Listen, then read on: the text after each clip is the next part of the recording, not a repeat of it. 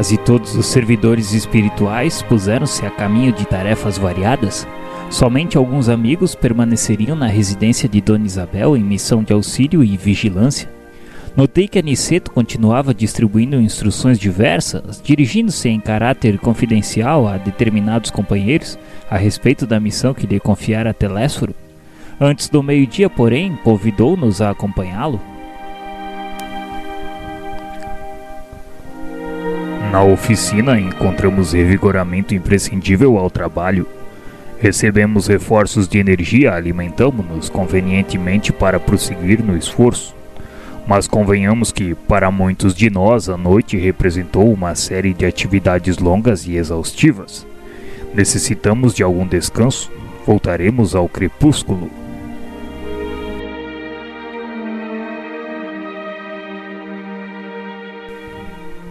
Aonde iríamos? Ignorava. Recordei que, de fato, se alguns haviam repousado no santuário doméstico durante a noite, a maioria havia trabalhado intensamente, e concluí que, se muitos pela manhã haviam tomado rumo às obrigações, outros teriam buscado o repouso indispensável. Um companheiro da vigilância que se fizera nosso amigo perguntou aonde íamos, e antes que respondêssemos, Aniceto esclareceu que iríamos ao campo, e dirigindo-se especialmente a Vicente e a mim, considerou: André, Vicente, utilizemos a volitação, mesmo porque não temos objetivos imediatos no centro urbano. Notei que movimentava agora minhas faculdades volitantes com facilidade crescente. A excursão educativa com escala pelo posto de socorro de Campo da Paz fizera-me grande bem. Melhorara em adestramento, sentia-me fortalecido ante as vibrações de ordem inferior, mobilizava os recursos próprios sem dificuldade. Reparei igualmente que minhas possibilidades visuais cresciam sensivelmente. Volitando não observar até então o que agora verificava, extremamente surpreendido. Dantes via somente os homens, os animais, veículos e edifícios chumbados ao solo. Agora a visão dilatava-se. Reconhecia de longe o peso considerável do ar que se agarrava à superfície.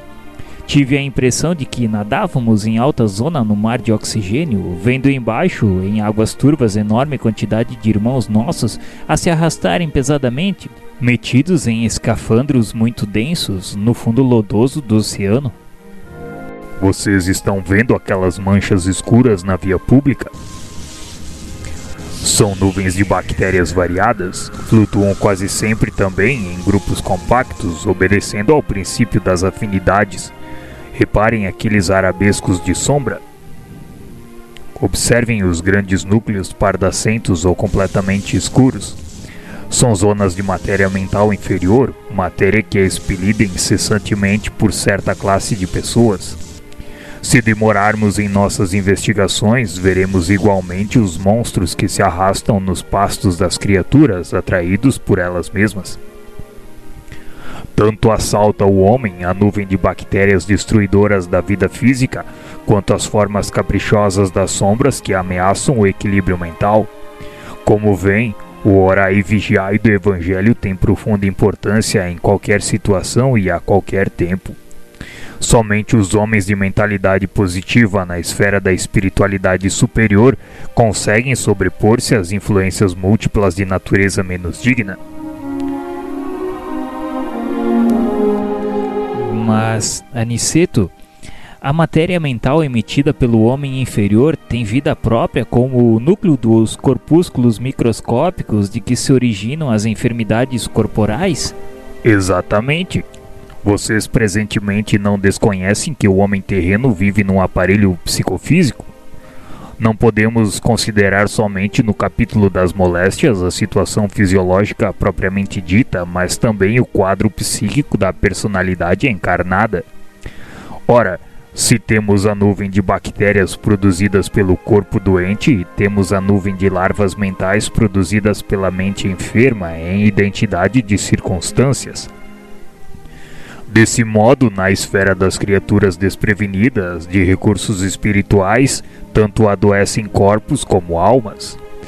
No futuro, por esse mesmo motivo, a medicina da alma absorverá a medicina do corpo. Poderemos, na atualidade da Terra, fornecer tratamento ao organismo de carne. Semelhante tarefa dignifica a missão do consolo, da instrução e do alívio.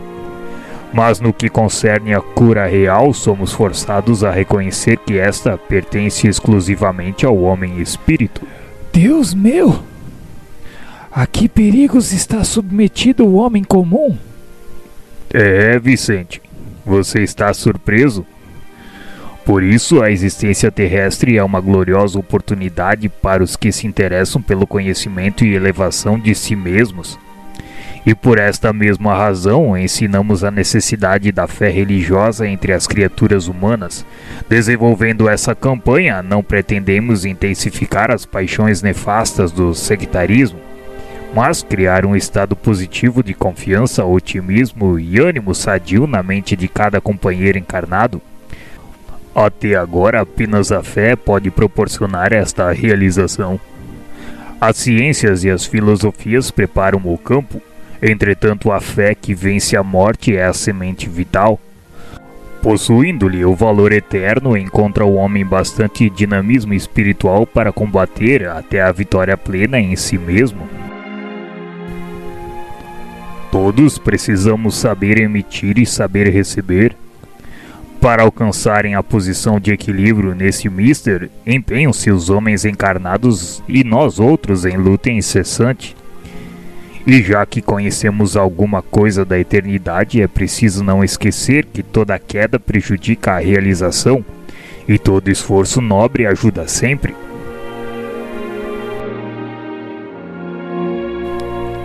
As explicações recebidas não poderiam ser mais claras?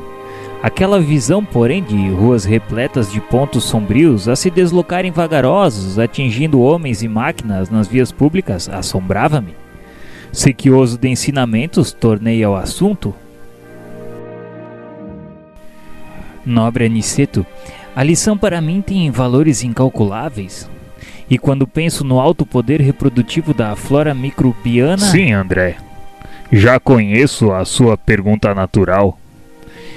Se não fosse o poder muito maior da luz solar casada ao magnetismo terrestre, poder esse que destrói intensivamente para selecionar as manifestações da vida na esfera da crosta, a flora microbiana de ordem inferior não teria permitido a existência de um só homem na superfície do globo. Por esta razão, o solo e as plantas estão cheios de princípios curativos e transformadores.